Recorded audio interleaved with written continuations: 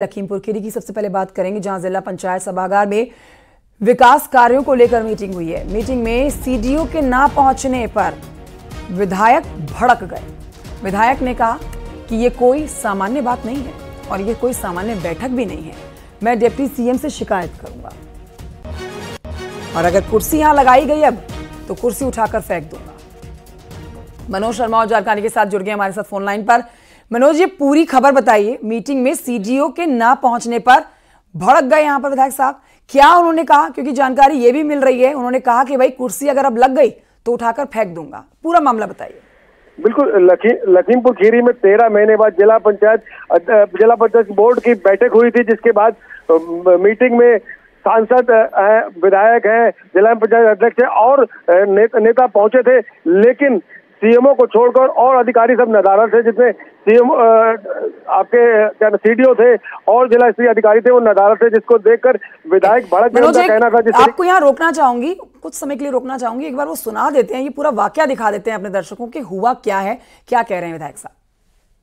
परसों अगर 21 तारीख को माननीय मुख्यमंत्री के आगे सीडीओ साहब पहुंच गए, अगर कुर्सी उनकी लगी मिल जाए मैं उठा के फेंक दूंगा, बता दे रहा हूँ। सीडीओ अपने मंत्री चलेगा क्या?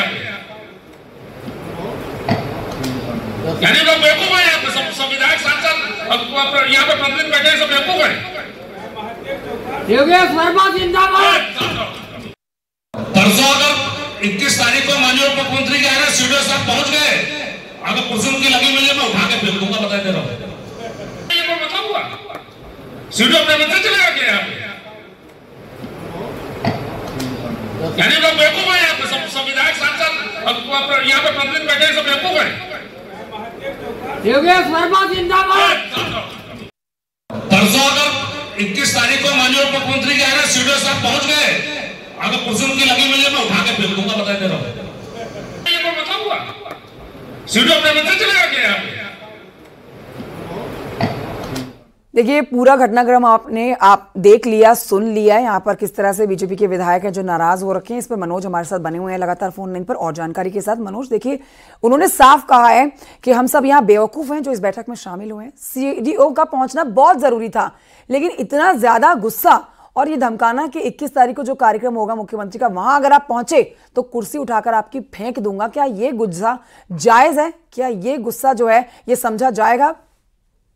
बिल्कुल, जिस तरीके से विधायक का गुस्सा था, एक तरह जायज भी हो सकता, क्योंकि जो मुख्य विकास अधिकारी होता है उनका मीटिंग में जरूरी होना था कि लोग शिकायत लेके आ रहे थे कि जिले में खराब सड़क व्यवस्था है, बिजली की व्यवस्था खराब है, या फिर जो ट्यूबवेल है वो खराब हो रहे हैं, इसकी शिकायतें लेके लोग आए थे। इसका निराकरण मुख्य विकास अधिकारी ही करता है और अगर वो मौजूद नहीं है तो किससे शिकायत की जाए, किससे अधिकारी नेता कहेंगे कि इस तरीके की शिकायत है, इसको सुधार करें। विधायक का कहना है कि जिस तरीके से शासन लोगों के सुविधा के लिए हर जरूरी योजनाएं बनाता है, लोगों तक इम्प्लीमेंट करने की बात करता है, लेकिन जब अधिकारी ही मीटिंगों में मौजूद नहीं होंगे तो किस तरीके से उनका निराकरण होगा। विधायक ने इस बात को लेकर भड़क गए और विधायक ने लगातार कड़ी फटकार लगाई। कहीं ना कहीं विधायक का गुस्सा जायज भी माना जाएगा। जिस तरीके से सरकार की बदनामी हो रही है कि सरकार की योजना तो भेजती है लेकिन सरकार की योजना फलीभूत नहीं हो पा रही है। ठीक है, वाकई में एक तरफ मुख्यमंत्री योगी आदित्यनाथ ने अधिकारियों को, विधायकों को, मंत्रियों को ये सख्त आदेश दे रखे हैं कि लोगों की समस्या का निस्तारण जल्दी होना चाहिए। वहीं दूसरी तरफ इस बड़ी बैठक में जहां पर एमएलए साहब मौजूद थे, योगेश वर्मा, और वहां पर सीडीओ नहीं पहुंचे, जिनके सामने ही वो सब समस्याएं रखी जानी थी और समाधान भी उनसे ही मिलना था, वही नहीं पहुंचे, तो ये गुस्सा कह सकते हैं कि विधायक साहब का बिल्कुल जायज है। बहुत शुक्रिया आपका मनोज जानकारी के लिए।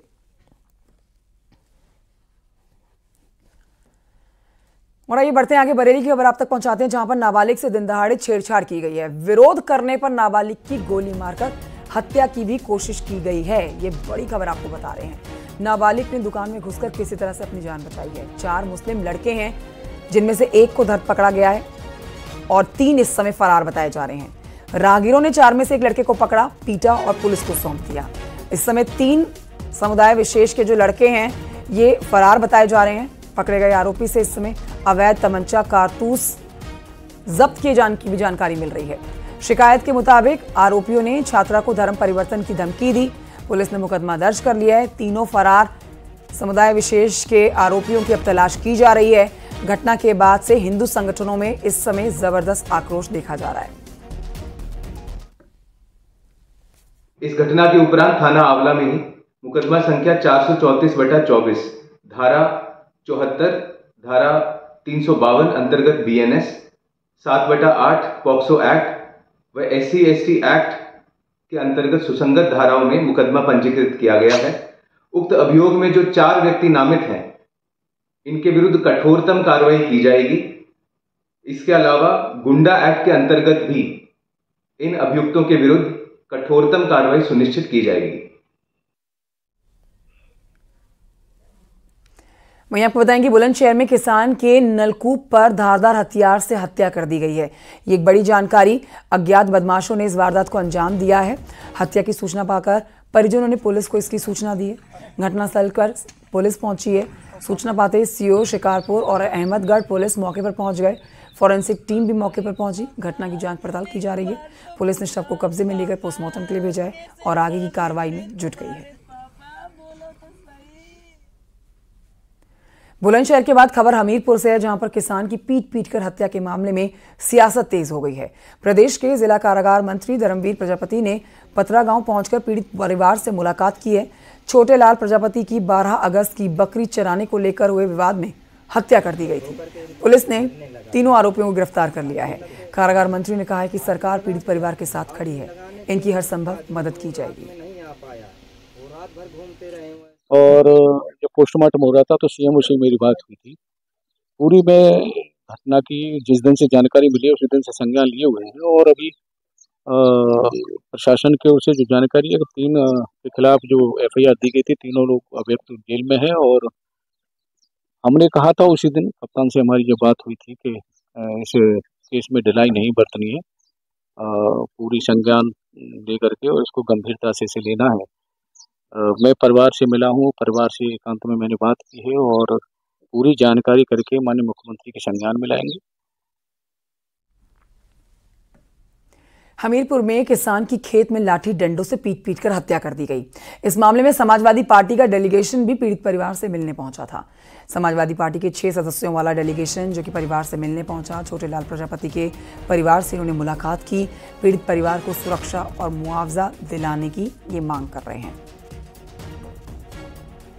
तो हम मांग करते हैं कि जैसा आप और लोगों के साथ बुलडोजर चलाते हैं, वैसे ही अपने सजाती लोगों के ऊपर भी बुलडोजर चला करके दिखाइए। और हम इस परिवार के साथ में हैं। जब तक इस परिवार को न्याय नहीं मिल जाता तब तक हम लोग इस परिवार के साथ रहेंगे। इनकी हर लड़ाई में हम लोग शामिल रहेंगे और जरूरत पड़ी तो हम लोग सड़कों पर भी उतरने का काम करेंगे। और हम मांग करते हैं सरकार से कि इन परिवार को 50 लाख रुपए की आर्थिक मदद हो, एक सरकारी नौकरी मिले इस परिवार के साथ।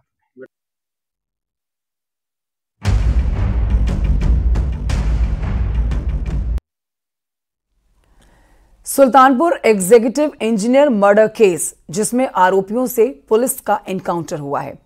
पुलिस एनकाउंटर में ये आरोपी पकड़े गए हैं। मुठभेड़ के दौरान ये पुलिस के हत्थे चढ़ चुके हैं आरोपी। हत्या में नामजद असिस्टेंट इंजीनियर जिनका नाम अमित कुमार है और दूसरा संविदा कर्मी है जिसका नाम प्रदीप कुमार है। पुलिस एनकाउंटर में ये दोनों घायल हुए। इनको गोली लगी क्योंकि भागने की कोशिश कर रहे थे।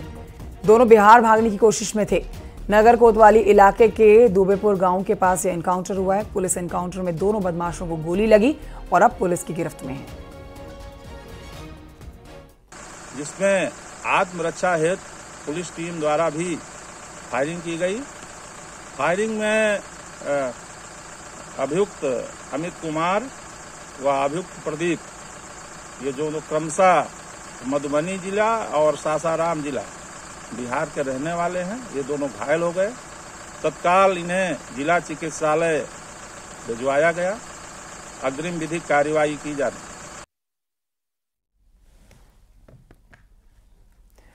खबर मेरठ से है, जहां पर बच्ची से रेप हत्या का आरोपी एनकाउंटर में घायल हो गया। पुलिस ने आरोपी को गिरफ्तार कर लिया है। मेडिकल के लिए अस्पताल ले जाया गया है और आपको बताएं कि मेडिकल ले जाते समय भागने की कोशिश करने लगा। ऐसे में एनकाउंटर में आरोपी को गोली मार दी और उसके पैर में गोली लगी है। 2 साल की बच्ची का अपहरण करके उसकी हत्या का मामला इसके ऊपर दर्ज है। बच्ची माँ बाप के साथ सो रही थी। इतने में ये शख्स जो आप देख रहे हैं, ये बच्ची को उठाकर ले गया। इसका पीछा माता पिता करने लगे तो इसने बच्ची को उठाकर नाले में फेंक दिया, जहां बच्ची की मौत हो गई। पुलिस तक ये मामला पहुंचा। पुलिस ने इस आरोपी को धर दबोचा और अब आगे की कार्रवाई की जा रही है।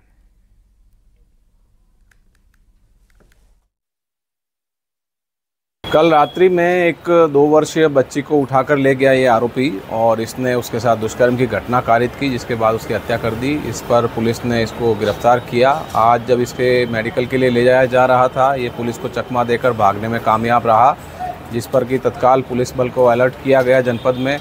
काफ़ी सघन तलाश के बाद काफ़ी देर के बाद में ये अभियुक्त गिरफ्तार हुआ। जब इसे पुलिस गिरफ्तारी करने गई तो वहाँ पुलिस पार्टी पर इसने ताबड़तोड़ फायरिंग की, जिसमें कि जवाबी कार्रवाई में इसको दोनों पैरों में गोली लगी है और इसमें जो गिरफ्तार है अभियुक्त उससे पूछताछ कर और अन्य बातों की जानकारी की जा रही है और अग्रिम कार्रवाई की जा रही है। बढ़ते आगे, नोएडा के सेक्टर 62 की खबर आप तक पहुंचा देते हैं, जिसमें रफ्तार का कहर देखने को मिला है। रोडवेज बस ने स्कूटी सवार लड़कों को रौंद दिया है। हादसे में 4 लड़के गंभीर रूप से घायल हुए हैं, जख्मी हुए हैं। जिला अस्पताल में इन्हें भर्ती कराया गया है। चारों लड़के एक ही स्कूटी पर सवार थे। घटना के बाद से ड्राइवर फरार बताया जा रहा है।